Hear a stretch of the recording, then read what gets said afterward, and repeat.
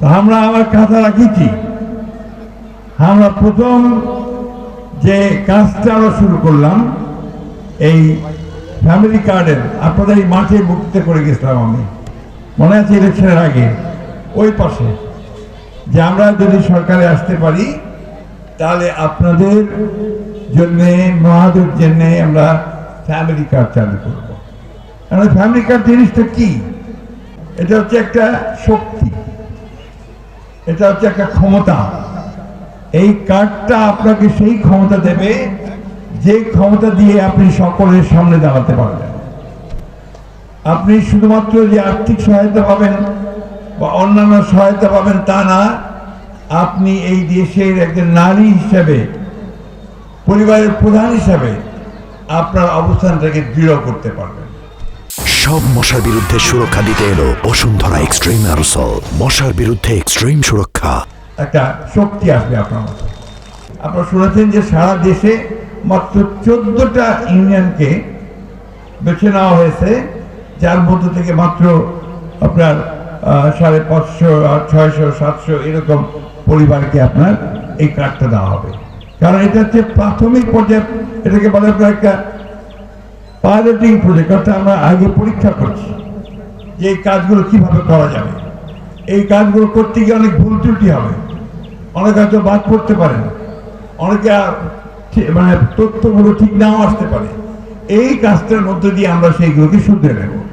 শুধু আপনার মা বোনেরা যারা এখানে আছেন তারা কিন্তু সবাই এই কার্ড পাবেন। ওই আমার ডিসি সাহেব আছেন এখানে, উনিও পাবেন, মহিলা উনিও পাবেন। আবার আমার সামনে যে আমাদের বোনেরা আছে, আমার মায়েরা আছে, আপনারা সবাই এই কার্ড পাবেন। এবং বহু কিছু এখানে হয় না, আমরা ইনশাল্লাহ ওই অভাবগুলো আমরা এবার পূরণ করব। আমরা অতি দ্রুত কাজ করা শুরু করেছি। আমরা 10,000 টাকা কৃষি ঋণ সুদ সহ মাফ করে দিচ্ছি কৃষকদের, ঠিক কিনা বলেন? পাইছেন না?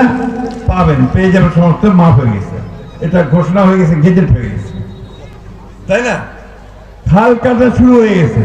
এই 16 তারিখ থেকে প্রধানমন্ত্রী নিজে, ওনার আব্বা জিয়া রহমান সাহেবের মতো কোদাল দিয়ে মাটি খুঁড়ে উনি খাল কাটতে শুরু করবেন। সারা বাংলাদেশে অসংখ্য খাল কাটা হবে। এই খাল কেটে বর্ষার সময় যে পানিটা হয় সেই পানিটাকে আমরা জমা করে রাখবো, আর খরার দিনে যখন আমার পানির অভাব তখন সেই পানিটাকে আমি ব্যবহার করবো। আগে করেছি, বরাবর করেছি, যেটা আমার শেষ নির্বাচন, এবং এই নির্বাচনে আপনারা আমাকে নির্বাচিত করেছেন। আপনাদের কাছে এই ঋণ শোধ করবার আমার ভাষা জানা নাই, পথ জানা নাই। আমি কিছু কাজ করে আপনাদের কিছু সমস্যার সমাধান করে আমি এই ঋণটা শোধ করতে চাই। আমরা ইতিমধ্যে ডিসি সাহেব এখানে আছেন, জানেন, কমিশনার সাহেব আছেন, ইতিমধ্যে মেডিকেল কলেজের টিম এসে গেছে এখানে, তারা জায়গাটাকে দেখছে, দেখে সব ঠিক করে মেডিকেল কলেজ এখানে ইনশাআল্লাহ আগামী অর্থ বছরে তার ভর্তি শুরু হবে ইনশাআল্লাহ।